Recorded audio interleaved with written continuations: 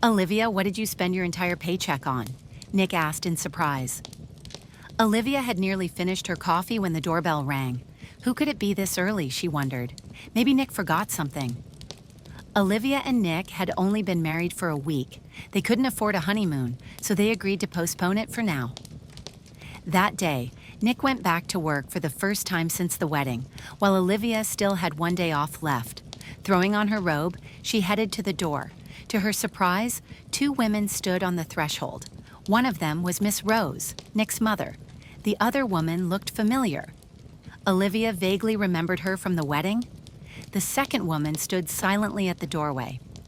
"Well, Kate, just as I expected," Miss Rose said smugly, stepping inside. "The bed's unmade, the dishes are dirty, crumbs all over the table, and the laundry basket's overflowing." She turned to Olivia with an air of satisfaction. "So how do you explain this, dear?" Olivia answered calmly. "I don't see why I need to explain anything. What I do want to know is what gives you the right to come into my home uninvited, and with a stranger no less. Why are you here, and who said this kind of behavior is okay?" She had met her mother-in-law only a month before the wedding and had seen her just 4 times since. Miss Rose seemed very interested in how a 28-year-old woman could possibly own her own apartment. "When I turned 18, Olivia explained, my grandparents from both sides decided to pool their savings and gave me the money for a down payment. While I was at university, my parents covered the mortgage, and for the last 4.5 years, I paid it off myself. I made my final payment 3 months ago." Miss Rose gave a slight nod, a faint smirk on her lips. And now, this practically stranger had the nerve to walk into her home and start making comments? "I'm going to have to ask you to leave," Olivia said firmly. "You're kicking us out without even offering tea. Let me remind you, I'm your husband's mother." Miss Rose snapped. "I don't have anything prepared for tea," Olivia replied. "I wasn't expecting guests. So again, please leave." "You really think this will go without consequences?" Miss Rose said angrily as she turned to leave. "I'm calling my son right now." "There's really no point," Olivia replied. "Phone calls aren't allowed during work hours at his company, so Nick probably won't even answer." That evening, Olivia and Nick sat down to talk. "My mom says you invited her and Aunt Kate," Nick said, his voice rising with emotion. "Olivia, it's my mom we're talking about." "And? She seems to think she can just show up here whenever she wants, just because you live here. You need to make it clear to her that this is not okay. My own parents, who paid nearly half the cost of this apartment, always ask before visiting." "She just worries about me a lot," Nick muttered. "She raised me on her own." "My love," Olivia said gently. "I hear that phrase so often. She raised me alone. And it's true, it deserves respect. But look out the window. Every person walking by was born to a mother, and sadly, many of them were raised by single moms too. It's not a heroic feat. It's life. Important, yes, but it doesn't mean she gets to control your adult life.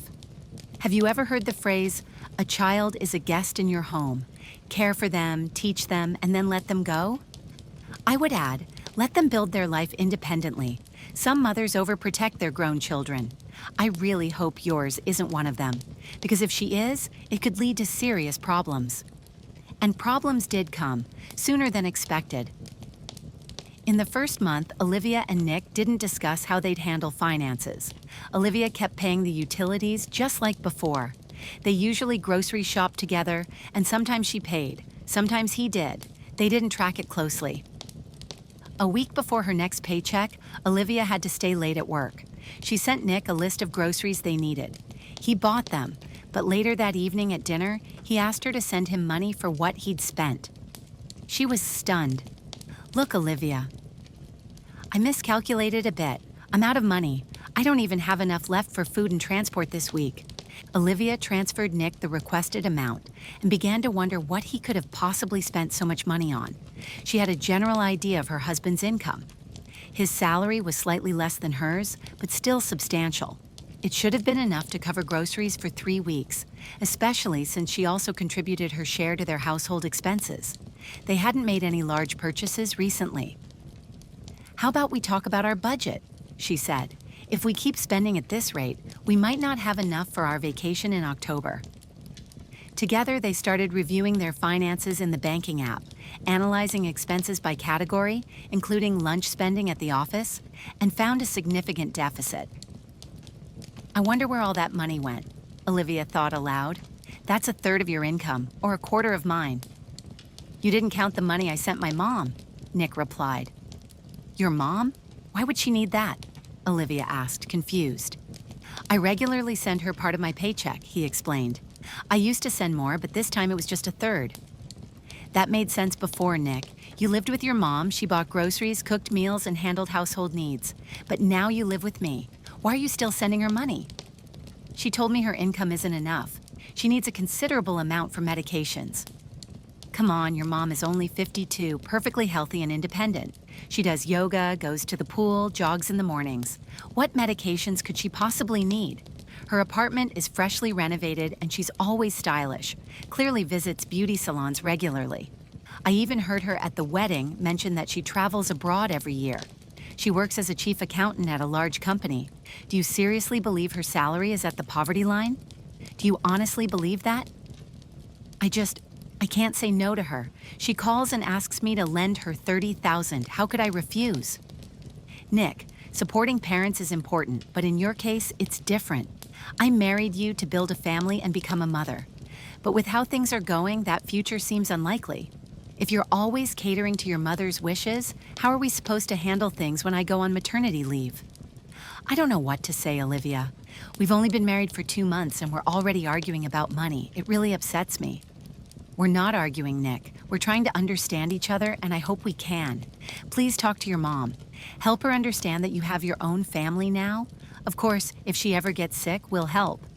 But taking money from you to go to restaurants with friends, that's not okay.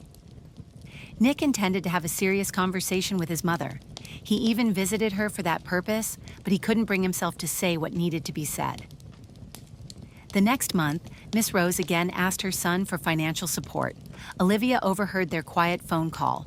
This time, $4,000 were taken from their shared budget. This continued for 5 months. Miss Rose's demands grew more persistent. One day, Olivia noticed that Nick had sent her another $5,000. She didn't say anything at first, but by the end of the month, it became clear. They were both out of money, completely, not even enough left for groceries. Nick looked at Olivia, confused. What did you spend all your salary on? I sent $4,000 to my parents. They were booking a hotel in the Emirates, but were a little short, she replied. When are they going to pay you back? Nick asked. When your mom returns the 3 salaries she owes you, mine will too, Olivia answered calmly. Wait, did you do this on purpose? My parents needed help and I chose to support them. Was that wrong? You send your mom any amount she asks for without hesitation, but I can't help mine? I'm not allowed? Nick grew silent, packed a few of his things into a bag, and left for his mother's.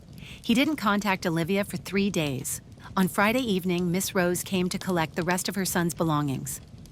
I knew this wouldn't work out, she said, dragging 2 large suitcases toward the elevator. You're too greedy. Let a good man go over money. Olivia looked at her calmly. Let me share a little secret with you, Miss Rose. If you keep draining Nick's pockets like this, he's unlikely to ever find a wife. No sane woman would agree to this.